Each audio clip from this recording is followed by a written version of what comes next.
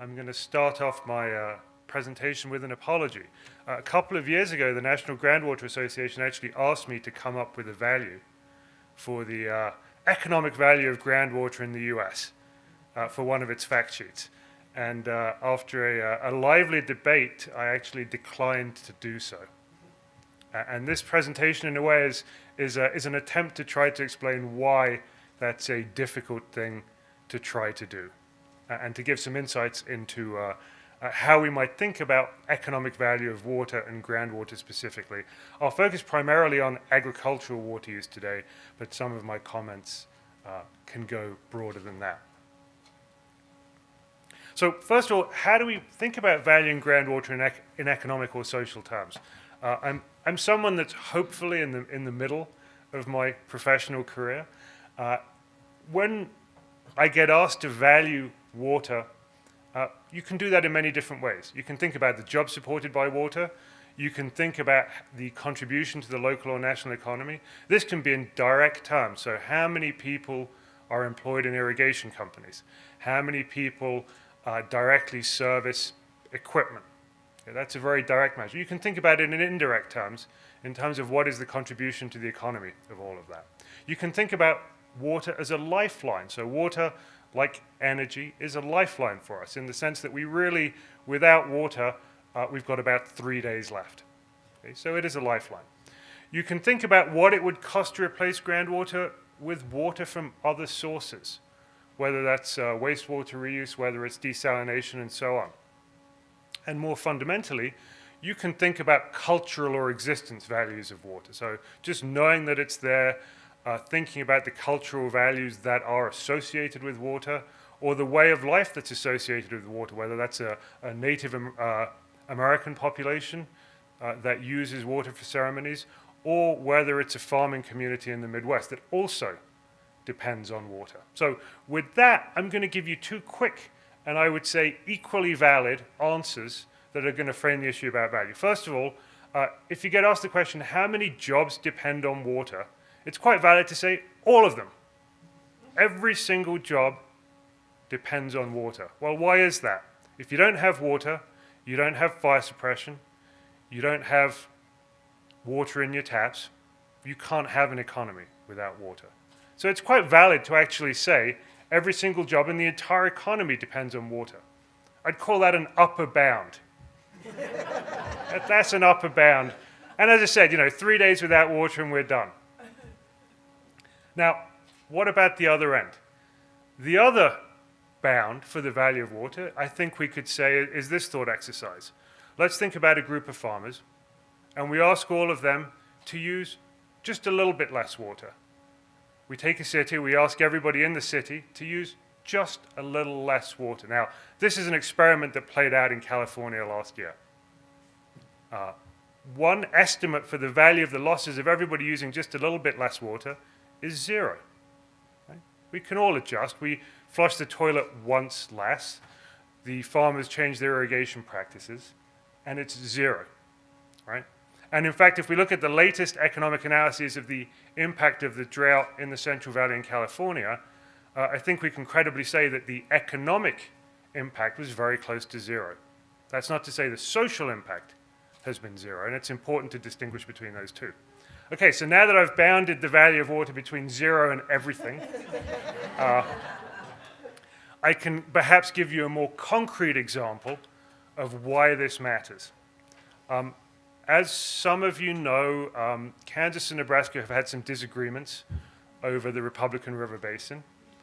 And as part of those disagreements, some lawyers have done very well. So this is an example from 2005 to 2006, when Kansas sued Nebraska as part of the disagreement over water. And the argument was that 79,000 acre-feet that belonged to Kansas was over-extracted under the terms of the Republican River Compact Administration by Nebraska. Now, in the depositions, there were 2 estimates of the damages. There wasn't too much disagreement about the 79,000 acre-feet. Kansas argued that the damages caused from Nebraska hanging on to 79,000 acre-feet were about $72 million, which works out to about $900 an acre-foot. Now, are there any irrigating producers in the room? No. One. Steve, yeah. That's a pretty high value for water, right? For growing corn and soybeans in the high plains. That's about 9 times more than what you get annually. Nebraska, on the other hand, boldly stated that the damages were $10,000 in total, and that the farmers didn't really need the water anymore. That works out at about 13 cents an acre foot. So again, concretely in the real world, the differences in value and how you estimate it really matter. This is a factor of about 10,000 almost between the two.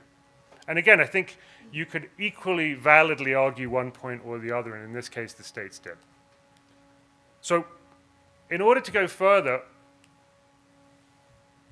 we need to think about what it is that actually groundwater does for us. Why is groundwater important to the economy? On the left, we have a picture that I put up quite often. It's from New Mexico. It's a picture that's almost 100 years old. The way that we use water in agriculture hasn't fundamentally changed in 8,000 years. Right? We put water on crops to protect them from weather risk.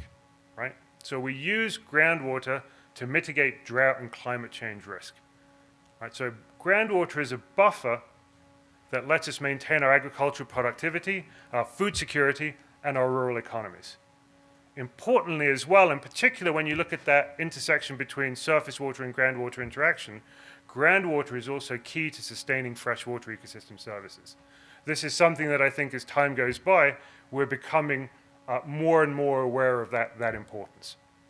So just to give you a concrete example of what is this buffer value of groundwater, I've pulled out 2 counties in Nebraska. Lancaster County is in the eastern part of the state. It's actually where Lincoln is, but there is agriculture within the county.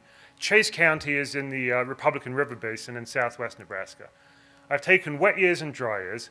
2014 was a pretty wet year.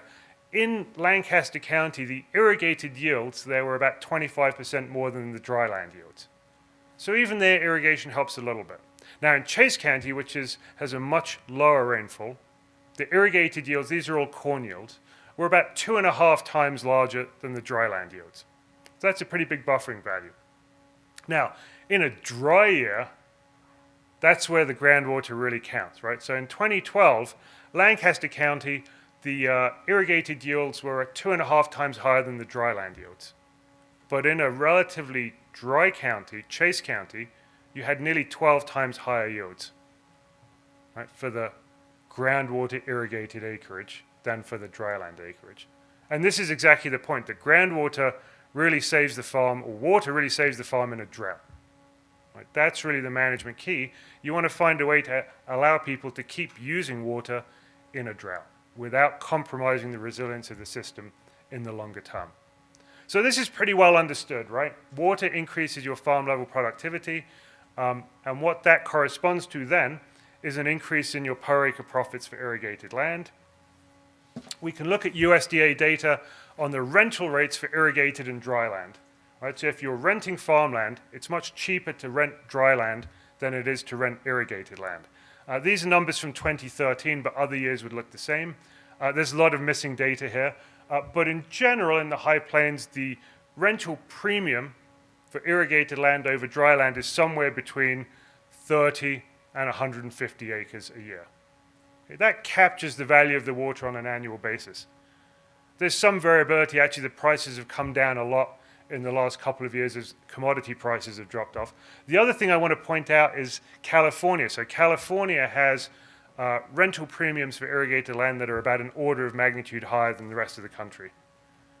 And that's very, very important from a policy perspective. And I would say that it's a foreshadowing of how hard it's going to be for California to actually do anything about its groundwater management problems. So, when we come to estimating the economic value of groundwater, I kind of want to divide things into 2 things. First of all, there are some things about the value of water that are common with surface water. Right? So, in common with surface water, the value of groundwater is going to vary across space and time. And I will say, what do I mean by that? That how much that water is valuable, it's going to change across a field and within a field from year to year. and as conditions vary. So what are some of the things that lead to this variation? Well, input and output prices. Right? Commodity prices have halved in the last couple of years. That's directly translated into the value of water. Local biophysical conditions, of course, really matter. Things like soil type, the weather, and so on. Which irrigation technology you use and what management choices you make also factor into the value of the water. And then policies also are a basic influence on the value of water, and that includes regulatory risk. So it's not just having policies in place that affects value, but having a lack of policies in place or uncertainty about what policies are going to be in place also has a fundamental impact on value. And in fact, in some cases, bringing policies in clarifies the rights associated with water and can actually increase the value of water because it reduces the regulatory risk.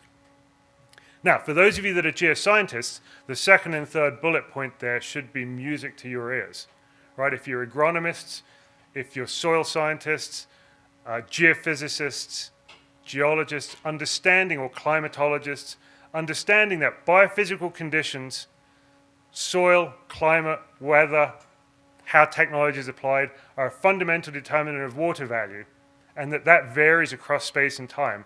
That should be the bread and butter of the geosciences. I'll say that's a challenge to the field moving forward because there aren't too many geoscientists working on that right now. And so I'd say that's a call to arms for those of you that have those interests. Now, distinctly for groundwater, there are a few things that are very, very different when we look at economic value of water. First of all, and this one is underappreciated, the production infrastructure is privately held. Right? So when you look at surface water systems, you typically have an irrigation district, or you have a state, or you have federal infrastructure, where that supply infrastructure is controlled and monitored by some outside entity. If you pump groundwater, you own the pump. And that's true whether the underlying water is a private property right, a correlative property right, or an appropriative property right. Second of all, the provision costs are idiosyncratic. That means that we actually, every point where you're extracting water has different costs. And I'll come to what that means momentarily and illustrate that. And third of all, and this one I'll spend a little bit of time on too, having groundwater as a source of water introduces risk via well yield in a way that I think is not fully appreciated. So I'm going to talk about those three things in a little bit more detail now. Well, first of all, and I'm very glad that Bill Alley made this point immediately preceding the break, when you look at the issue of property rights and groundwater management, we don't actually know enough about why or how much water is actually being used. It's one of the things that all of us working in water understand. People that generally don't work in water have difficulty understanding the extent to which we don't know across space and time how water is being used. That's a fundamental challenge for us. The second one, and those of you that are on the water manager side know this as well as I do and much better than I do, it's actually very, very difficult to monitor and restrict water use. Okay? It's not just down to saying you will install a water meter. It's much more difficult than we like to acknowledge to monitor and effectively restrict water use. There's a couple of reasons for this. One is, people respond to incentives. If there's money to be made, somebody's going to cheat.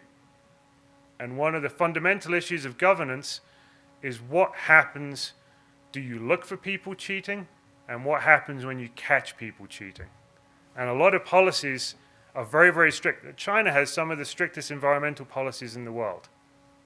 But the enforcement is very variable, we can say. And so because there's a big difference between how regulations are written and how they're implemented, that is an enormous challenge for managing groundwater and for understanding the value of that groundwater. Again, those of you that work on the ground actually in irrigation or groundwater districts know that how the policies are written and how they're actually implemented, there's often a very large gap between those. Now, let's talk about the provision costs about groundwater. One of the misconceptions that we hear about in the news very, very often is that groundwater is provided for free and that if we just priced it right, it would be okay. That's kind of like a layman's interpretation of economics. It's all down to the pricing. Groundwater isn't provided for free. Right? You have to pump it to the surface. And unlike in parts of the developing world where there are heavy energy subsidies, that's not so much the case in the US.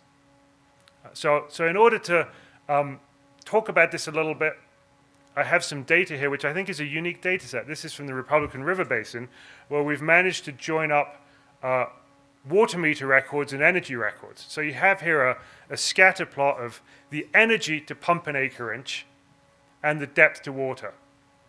Now, we'd all pretty much expect a straight line there. And we do in general, as water gets deeper, the energy costs increase. But what I want to point out here is how much scatter there is there. Right? So some people are using 5, 6, 7, 8 times more energy to pump an amount of water as other people at the same depth. So what is that? Well, first of all, it's things like pump efficiency. It's things like pressurization at the surface. This doesn't even include energy contracting, which is also idiosyncratic and also adds price variability. And that depending on your energy contract, you'll actually get different prices for your energy. Actually, based on this, I found this figure remarkable because it tells me why, or it explains in a sense, that depth to water isn't that important when you look at water management. When we think about the movie last night, which is phenomenal, by the way, none of the farmers interviewed talked about their concerns about the depth to water. But they all talked about their concerns about well yield. And I'll come back to that in the next slide. But what this figure is telling me, and part of this is an informational gap. Farmers themselves don't have this information, in that typically your water is regulated by an irrigation district, your energy comes from a power district. And it's very, very hard to tie the data together. So actually one of the projects we're working on is we've are working with a startup company to design some very cheap smart energy and water meters and install them on farmers' fields and provide real-time energy and water use data so that we can try and understand what the sources of inefficiency are and if we can provide some good feedback there. So actually, if any of you are interested, we are looking to scale up that project. And so if you know producers or water districts that are interested, please do come and see me. So let's talk about agricultural production risks and well yield. I mentioned it before, I'm not an agronomist, but we use water to meet crop evapotranspiration needs. Right? So we use water to meet the crop's water needs. At the same time, the amount of water that we can put out of a well is limited. Right? There is an upper bound on well yield. Right? So we can't put any amount of water that we want on the ground. There are limits to how much water we can put on the ground. If we have a high well yield, if you have a 1,200 gallon per minute well, a 1,500 gallon per minute well, you can always meet your crop water needs. If you have a 200 gallon per minute well or a 100 gallon per minute well, you can meet your crop water needs sometimes. And that leads you into a conundrum.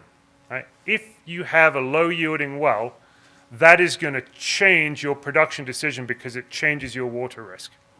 Right? In other words, you have to decide, am I going to keep irrigating all of my land and know that I'm likely to lose the whole crop? Or am I going to irrigate less land? Or am I going to make other expensive technology upgrades?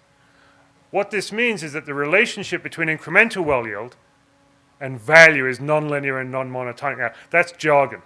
Okay? What it really means to say is how much water you have in the aquifer and the value of preserving one more unit is not simple. In the high plains, if you have 1,500 feet of saturated thickness and a 1,500 gallon per minute well, the value of preserving 1 foot in the aquifer, if we don't worry about surface water, groundwater interactions, the value of preserving 1 foot of aquifer is basically zero because it's not going to change your production risk or your profits in any way. Similarly, if you're sitting in parts of Kansas, you have 100 gallons per minute, okay? You have 25-foot saturated thickness. Well, at that point, the value of preserving 1 foot of saturated thickness is also very close to zero because you already can't meet your crop water needs. You're already effectively on a trajectory back to dryland agriculture. So where is the value of groundwater highest in preserving that groundwater? Well, somewhere in the middle. Right? Somewhere where it makes a difference. I should also say I'm talking about marginal values, not total values here. So I'll come to that in the next slide. Now, again, when you read the media, you find many, many stories about the High Plains Aquifer drying up, depending on whether you're an optimist or a pessimist. You have 5 years or 20 years left. I think it's more fair to say that the High Plains Aquifer is really multiple aquifers. I said 3 aquifers here, but you can easily make the argument that it's really 300 aquifers. So what does this mean, and how does this all translate? Well, in the northern High Plains, and we can say that's characterized by Nebraska, we have very, very high recharge rates, and we have stable well yields. So the aquifer is stable. I'd also argue that because of litigation and potential litigation about surface water-groundwater interaction, Nebraska now has some of the most stringent groundwater pumping rules in parts of the state. Those rules are not related to aquifer depletion, they're related to impacts on the surface. So the marginal value of the aquifer, the value of preserving 1 additional foot of aquifer, is pretty low, though the total value is quite high. Right? The total value of having that great buffering capacity is phenomenal, and you saw that in the earlier slide. In the central High Plains of Kansas, you have much lower rates of recharge, and well yields are declining. In this situation, and perhaps Jim Butler will chime in later this afternoon, the marginal value of preserving that aquifer is very, very high, because if you can recover some of that saturated thickness, you can actually provide a lot more of that buffering value. Though the total value, depending on where you are, is low to medium. In the southern High Plains, you have pretty low recharge values, and again, declining well yields. I'm an optimist, so I'll say the marginal value is medium to high. There's still value in preserving it. I think others might disagree and say the marginal value might already have gone past a tipping point and be low in some places. And the total value is low to medium. And again, I've carefully avoided putting dollar figures on this, just because I think that would be misleading. So to conclude, I really have 3 points to conclude with. First of all, it's important to understand the value of groundwater varies enormously across both space and time. If there's one communications thing, one education piece to take away from here, it's that message. And so coming up with one number for the value of an aquifer is not a particularly meaningful exercise. You need to understand the variation in both the biophysical and the socioeconomic factors and how those factors interact. It's really a wonderful research and policy challenge. My second point is when we think about value, particularly in agriculture and what water does for us or what groundwater does for us, well yield is a wonderful integrator because it determines what production risk producers face. And so as we think about future modeling of aquifers, as we think about climate change risks, understanding what's going to happen to well yield and what that means for the decisions faced by farmers is very, very useful. And then the third piece that I'm going to come to again is this: as we think about value and policy moving forward, the difficulty of monitoring and enforcement of any kind of water policy is greatly underappreciated, and this is something that I think many states will struggle. I mean, many states are struggling with now. Many more states and countries will struggle with in the future. So with that, I'll stop, and thank you very much.